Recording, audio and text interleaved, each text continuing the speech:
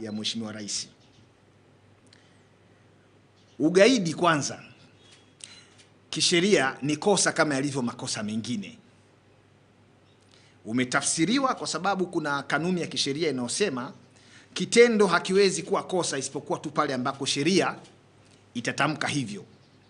Kwa hiyo bahati nzuri sisi hapa Tanzania tuna sheria ya masuala ya ugaidi ambao ni sura ya 19 ya sheria za Tanzania. Kwa hiyo vitendo vyote vile ambavyo vina sura ya kigaidi au kwa namna moja ama nyingine vinaonekana ni ugaidi vimetafsiriwa chini ya kifungu cha 4 kifungu kidogo cha 3 aya A mpaka aya H.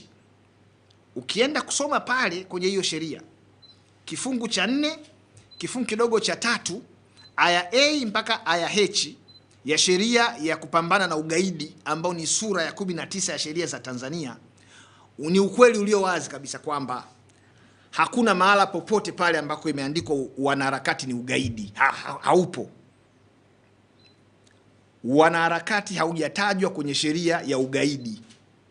Licha ya kwamba kuna vitendo vinaweza vikawa ni vya kigaidi, lakini vitendo hivyo havina nasaba na wanaharakati kwa mujibu wa sheria. Na kama kutakuwa kuna mwanasheria yote anajua kwamba wanaharakati kwa tafsiri iliyotolewa kwenye sheria ya Tanzania inayopambana na ugaidi ambao ni sura ya 19, atuambie hapa na sisi leo tuweze kujifunza. Lakini kwa kadri ambavyo bunge la Tanzania lilivyotunga hiyo sheria ya ugaidi ya kupambana na ugaidi sura ya 19 ya sheria za Tanzania, tafsiri ya vitendo vya kigaidi haina uhusiano wowote ule na wanaharakati. Na mtu yoyote awe ni Mtanzania au sio Mtanzania anapofanya vitendo vya kigaidi vinavyotajwa katika sheria, bila kujali kazi anayofanya, bila kujali umri alionao, bila kujali mamlaka alionayo, bila kujali kabila analotoka, bila kujali dini anayoamini, huyo mtu anakuwa ni mhalifu kama mhalifu mwingine, na anashtakiwa mahakamani sio kwa kazi anayofanya, anashtakiwa mahakamani kwa jina lake na kwa vitendo alivyovifanya, kwa sababu vinakuwa viko kinyume na sheria.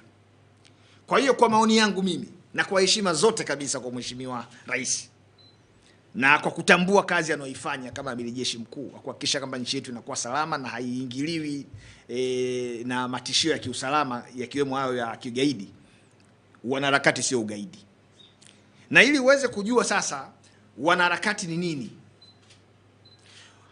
wanaharakati ni jitihada zinazofanywa na mtu katika kupata mahitaji yake au kutimiza malengo yake yanayoweza kufanya maisha yake yaendelee kuwa bora zaidi.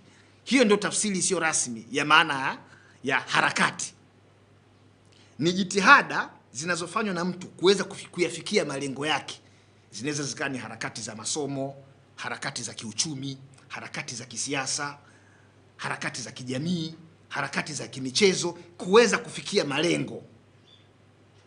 Sasa mtu anayekuambia kwamba harakati ni ugaidi inakuwa ni shida kidogo kuweza kuelewa. Anasema harakati ni ugaidi.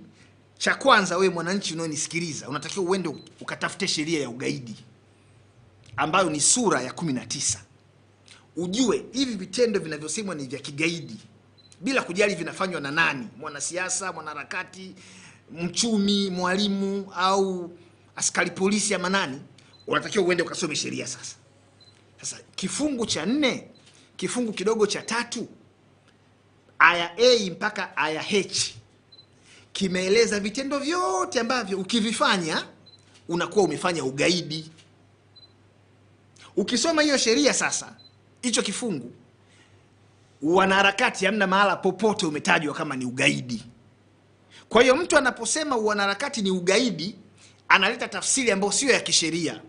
Na ukishachukua tafsiri ambayo sio ya kisheria na ukataka kuwahukumu watu na ukataka kuwashughulikia watu, maana yake unakuwa unawashughulikia kiimla au unawashughulikia kwa mkono wa chuma. Huwashughulikii tena kwa mujibu wa sheria, kwa sababu sheria ndio hiyo imekataa kwamba wanaharakati sio ugaidi. Sisi wenyewe Tanzania hapa tumeshawahi kutoa mwanaharakati mmoja bora kabisa maarufu wa muda wote, Mwalimu Julius Kambarage Nyerere. Ndio aliongoza harakati za kudai uhuru kupitia chama chake cha Tanganyika African National Union 5. Na huyo mwanaharakati wa Tanzania ameendelea kuheshimika duniani kote, sio Tanzania tu, duniani kote.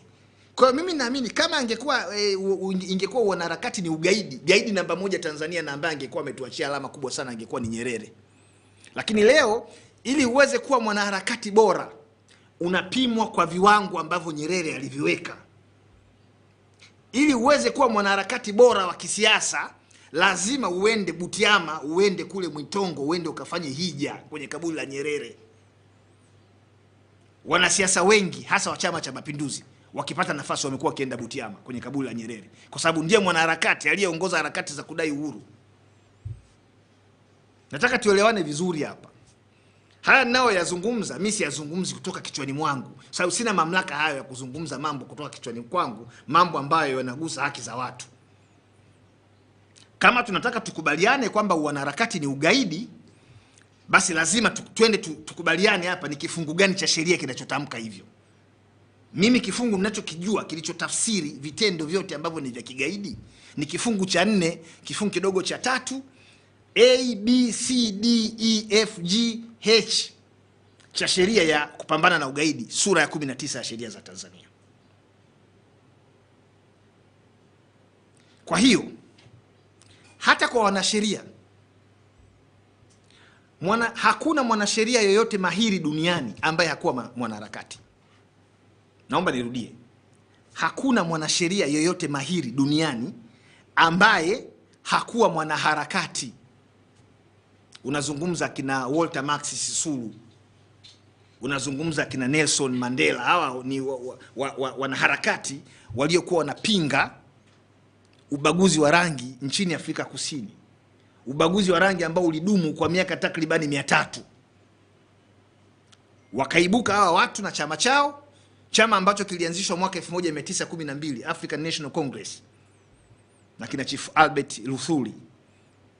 Lakini Mandela aliyezaliwa mwaka 1912 anakuja baadaye mwaka 94 kama mwanaharakati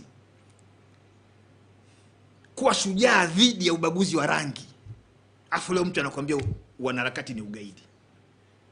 Ugaidi ni kosa kama yalivyo makosa mengine, na pale ambapo linafanyika halifanywi kwa sababu anayelifanya ni mwanaharakati, ni mwanasheria, ni mwanasiasa, ni mchumi ama ni nani.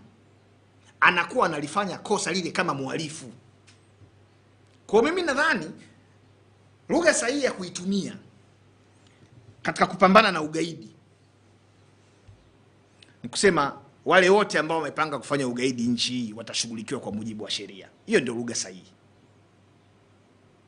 Na sheria haiangalii sura. Sheria ni msumeno ambao unakata huku na huku. Lakini umezungumza pia kwamba siku chache zilizo